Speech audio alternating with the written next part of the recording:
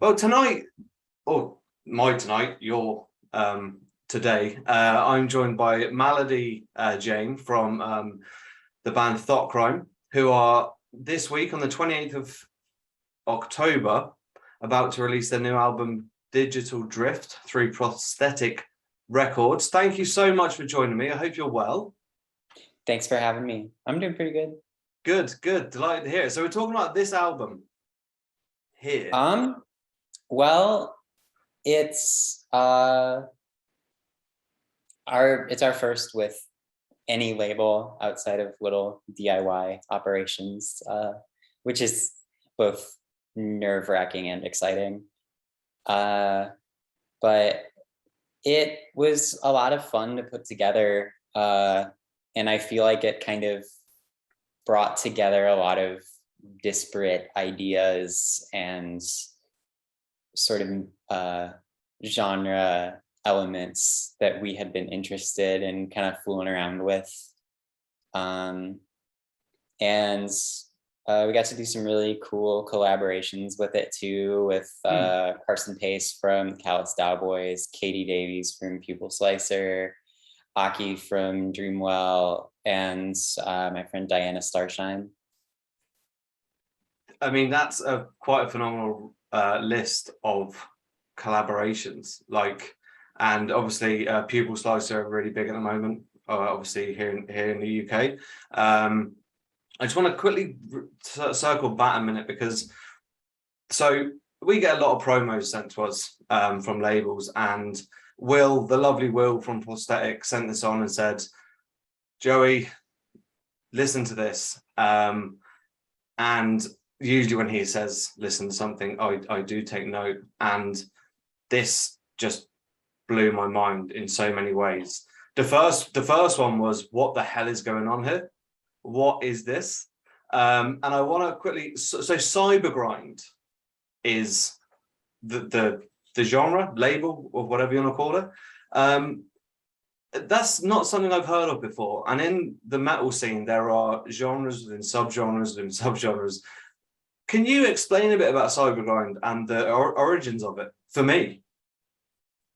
Well, it kind of goes back to the various groups as far back as like late 90s, early 2000s that messed around with like taking like extreme metal sounds and throwing in synthesizers or elements from like EDM or something, like the Berserker or the Locust, Genghis Tron, Agoraphobic Nosebleed. And I think during like the peak of MySpace, there was a pretty active scene on that website where you got a lot of like the artists who most people who listen to cybergrind would think of got their start from there, like Zombie Shark, Blind Equation, Bubblegum Octopus. All of those started as like MySpace projects.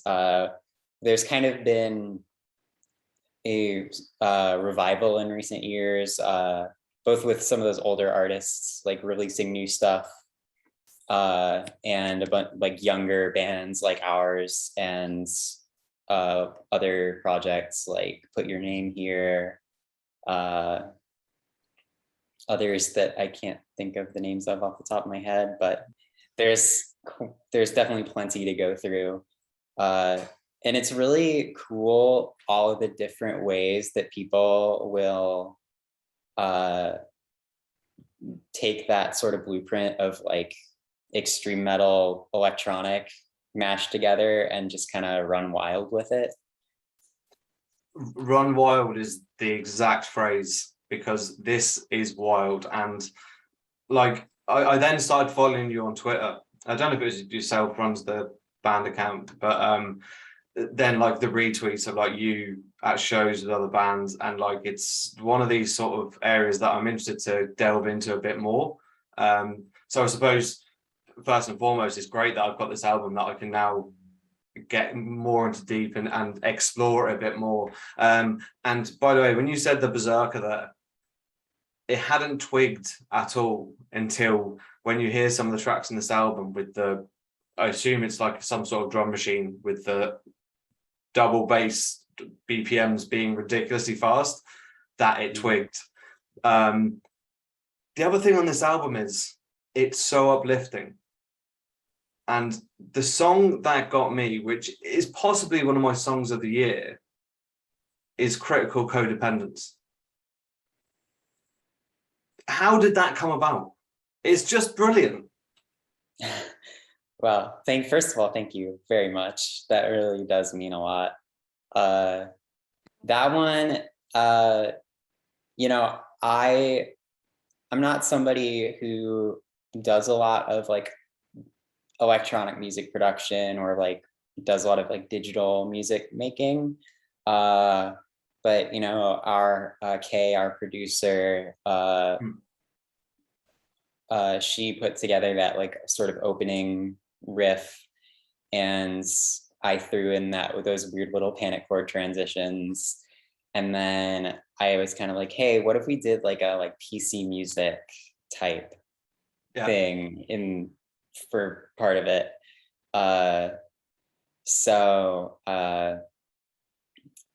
And that was when Kay like added that in that whole like sort of like poppy section in the middle. And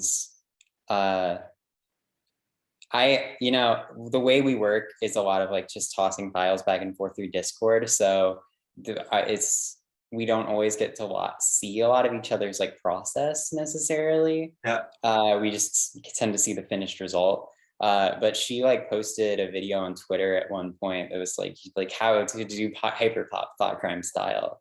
And it was just really cool to see how she like broke down like just writing a bass line and then putting a melody over it and then writing like a counterpoint melody underneath it, and just like all these different layers. It honestly, I mean, people wouldn't have heard this by the time the interview goes out, the record, but that song is honestly just, I can see it being played in clubs and people just going wild for it. It's that good. But anyway, and that's your friend, is it, who sings? Is that like, is that another artist or just a friend that sings on the album? Yeah, Diana's a singer, like in that sort of like PC music style, like experimental pop, experimental electronic kind of area. She works a lot with a producer by the name of Galen Tipton, who has done all kinds of really awesome like hyper pop and like sound design and various other types of things. But you know, she was somebody who I wanted to work with, both because like I love her music and I love her voice, and also I just thought it would be it would be a fun juxtaposition to be like, oh, here's this like hyper pop artist, and we're like a heavy band, and we're gonna do a song together. Because like anybody who's familiar with both of us would be like, how would that work? But it does. And there's so many points on this album where tweet this as well. Is that tweet this? Is that the song? Yeah. Another example where it's sort of like that euphoric feeling. But the album as well. Like, I'm interested to know, was there anything specifically you were listening to at the time when you're writing this album that influenced you? Because there's so much going on. Now, you said you share files back and forth with the band, but specifically for you, being a guitarist, was there anything that sort of you were listening to that made you write it like this? Well, it's like my touch points when I like initially started writing for this project were like the sort of like saxcore, white belt, mathcore, chaotic, whatever you want to call it, bands like the Sawtooth Grin and Me and Him Call It Us, or any those like weird angular grindy screamo-y kind of bands. I was also listening to a lot of stuff like Gridlink and Cloud Rat. Just I like really sort of technical sort of angular like grindcore riffs, and that was like, as far as like the guitar parts, that's what I was like trying to include a lot of. Please don't take this the wrong way when I ask you this. Are you an angry person that channels it through their music, or is it just, it's just what you love? I honestly, aggressive music, it's like, it might be paradoxical, but I actually find it kind of soothing. Yeah. It's, you know, I think it's like, I tend to be someone whose mind is like simultaneously traveling in 50 different directions. So just like having that like huge punishing wall of sound kind of like makes it be like, okay, we're this is the only sensory thing that's happening. Nothing else can like make it through. But you know, I think it's hard to be a queer person and not feel some kind of anger at least some of the time. Okay. So it's definitely like an outlet in that regard too. I mean, one of the first like more aggressive hardcore bands I really liked was Gloss, Hearst Collective, bands like that. And lyrically then as well, what themes are you exploring this? Do you write the lyrics, sorry, first of all, or is it a band thing? I write occasionally. Most of it is Haley. There's a couple of there's one full song and then like one section of a song that were written by Kay. And then there's one that I wrote. I know for me, a lot of my lyrics tend to be very like introspective. But the one track I wrote was Black Hole, and that one in particular was just like, I had like a lot of sort of, I guess, negative energy towards like people I dated in the past who like maybe weren't the best, who hadn't treated me the best, that I just needed to like let out. And that was kind of how I got those feelings out. And I really liked how Haley kind of almost like put in kind of like a smarmy vocal delivery in certain parts. Really like kind of, I felt like it really like, her delivery really like brought across like the feeling I was putting into it. And I think that was like because it was like something that both of us could relate to, even though she wasn't the one who wrote the lyrics on that specific track. Do you find it strange hearing, like you said there, Haley singing the lyrics that mean so much to you? Do you still feel like when the delivery is delivered that it's getting your point across to an extent? I do think so. It is a little weird hearing my writing come out of someone else's mouth, but usually that's just in the sense of, you know, I've always tended to be someone who's, I'm not always like the most confident in the things I create. So I guess that like makes it feel a little awkward, like, oh God, is this any good even? But it also kind of like can be affirming to some degree, because it's like, oh, if this is good enough for somebody else to sing, then it must be okay. So you live in Chicago, or sorry, Illinois, which is south of Chicago, as I found out. No offense to anyone who maybe upset by my geography there. And then some of the other bands all live in Nottingham in the UK, correct? Yeah, Kay is out in Nottingham, yeah. Okay. I'm really interested to know how you put all this together with file sharing.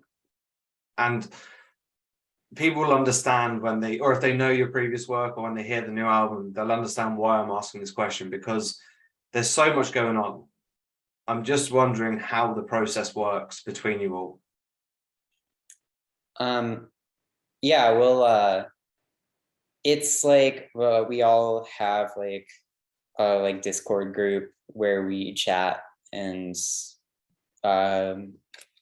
we can send files back and forth to each other. So we'll like send MIDI files or like little voice memos, or record certain parts like DI into our computer and then send that over. And then once everything is all put together in terms of like arrangement, it all goes into Kay's big Logic project file, and she'll do all like the production and the mixing and mastering to get it to the amount of like the level of polish that we want, basically.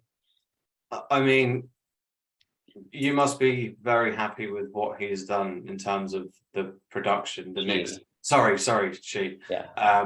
The production of it all, because it's so well done.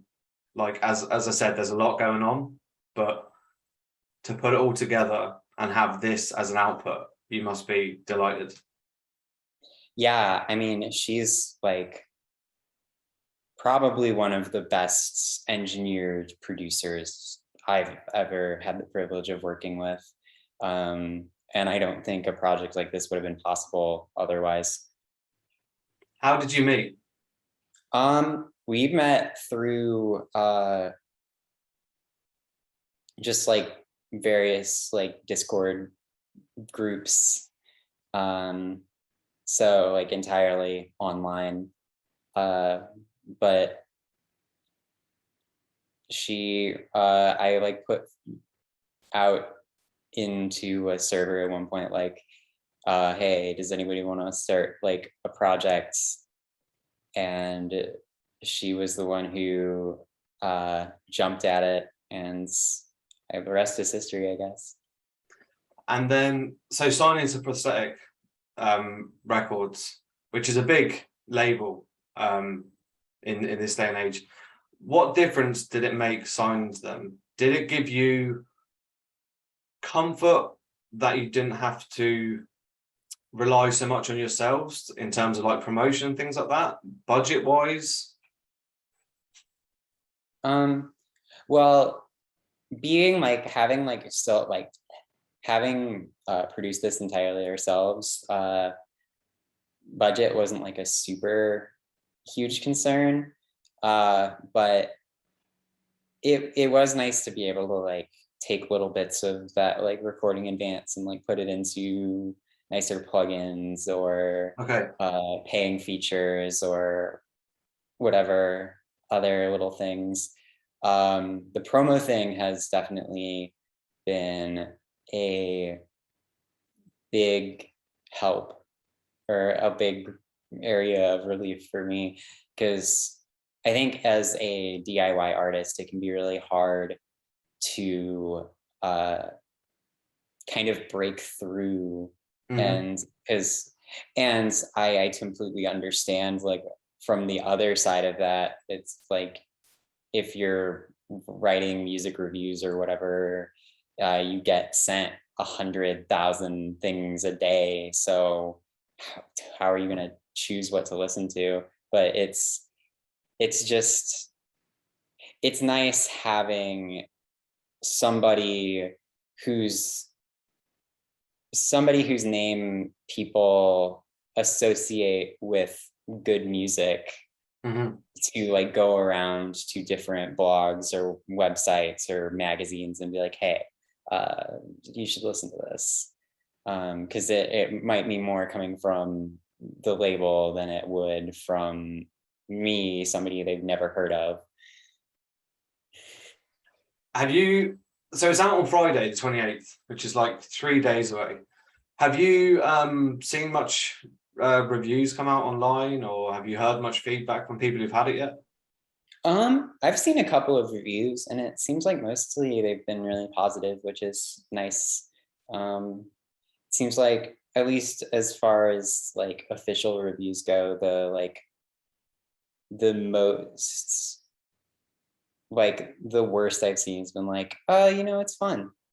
It's like not like I saw somebody who was like, oh, it's not anything I haven't heard before necessarily, but it's fun, and I'll take that. It's positive. Do you get offended or upset by if you see a negative review? I'm not saying there are any out there, but do you take it to heart, or does it? I mean, I feel like I had to kind of give myself the expectation that like the more people listen to something, the more people are not gonna mesh with it. So I try to be zen about that. Uh, it's always tough when you've like put time and effort into something to hear somebody be like, "Dude, I don't like it," but that's just how it is when you're like working with like an inherently subjective medium. Is it's going to resonate with some people and it's not going to resonate with other people, and that's just how it is. How happy are you with the album? I'm very happy with it. There were points where I was sort of nervous or apprehensive about certain parts, but as the more it all came together, the more confident I was feeling about it, and having sat with it a while, uh, I definitely am confident we like put together the best record we could have. You're very, very modest there, man. Like the record, the tracks themselves are short enough. I think 2 minutes is possibly one of the longest, 2 minutes 30. Is that specifically because you're trying to keep them short, or do you think maybe in the future you might look to expand the length of the tracks? I mean, from hearing the album, there's no question that you have the ability to write really good tracks. So I'm just wondering if you have in mind to, maybe not go like Opeth 13 minutes length, but maybe something longer.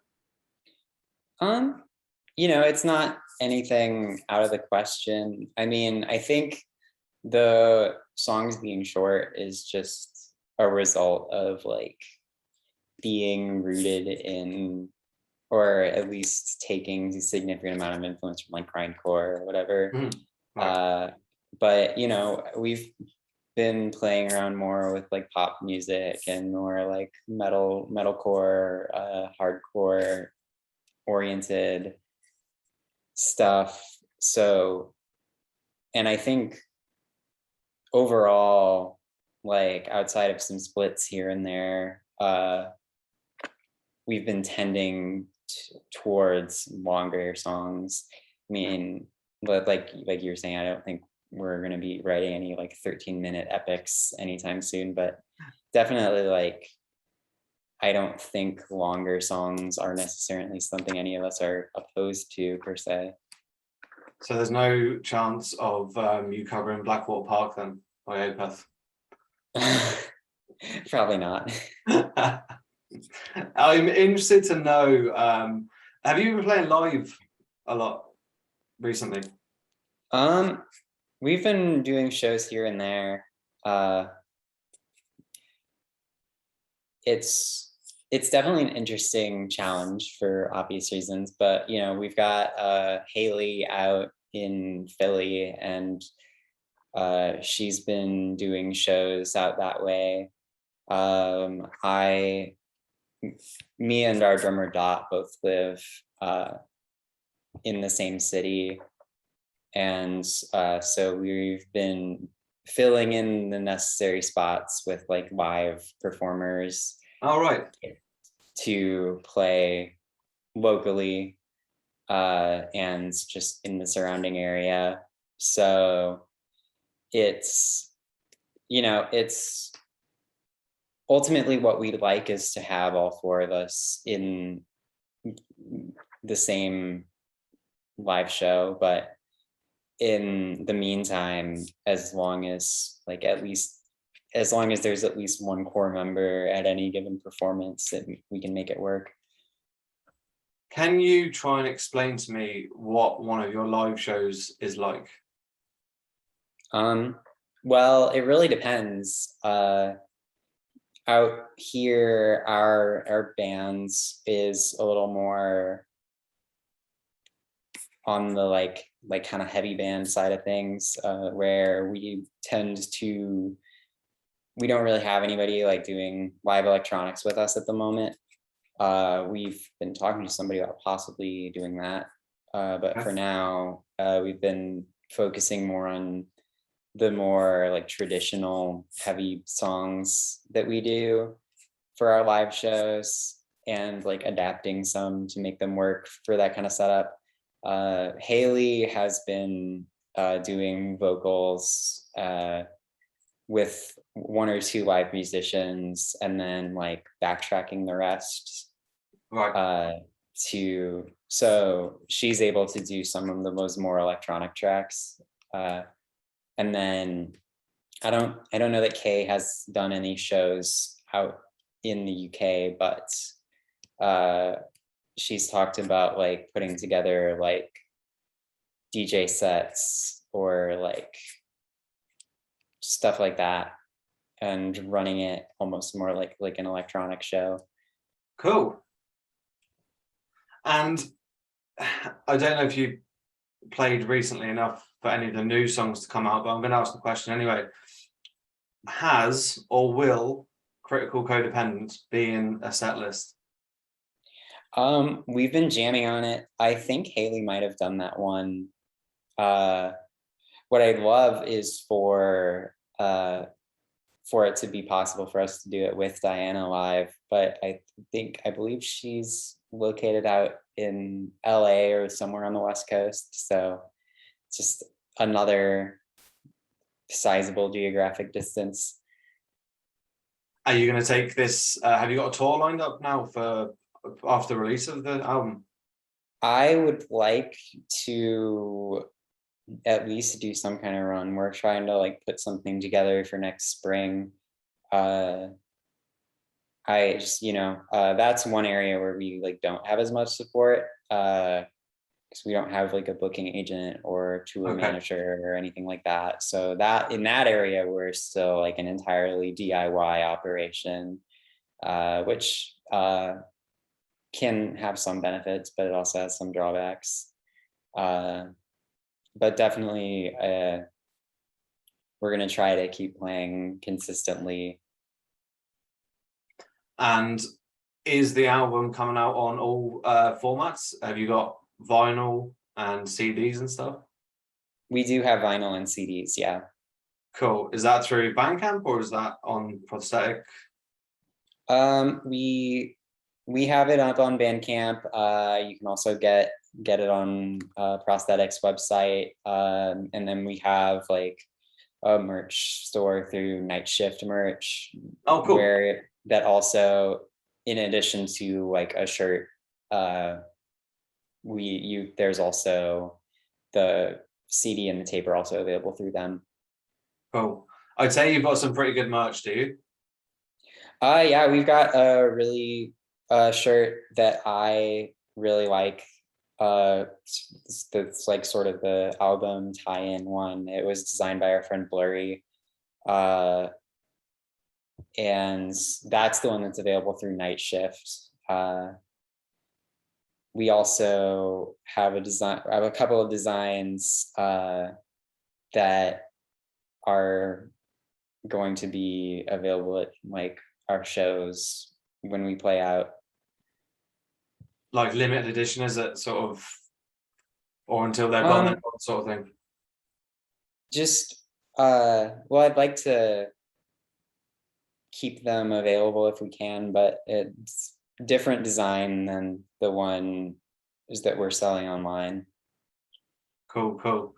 And then I suppose my final question, I'd say you're a band who doesn't sit still a lot. So have you already started new tracks for a new album? Yeah. Yep. Yeah. Yeah. And I don't want to, I know obviously you're still releasing this, but what sort of time frame would you have between album releases? Would it be quick, or would you, now you're on a label, you'd like to sit and work on them a bit longer? I don't think we have a specific time frame in mind necessarily. I think we've talked vaguely about like shooting for one new album at least every other year.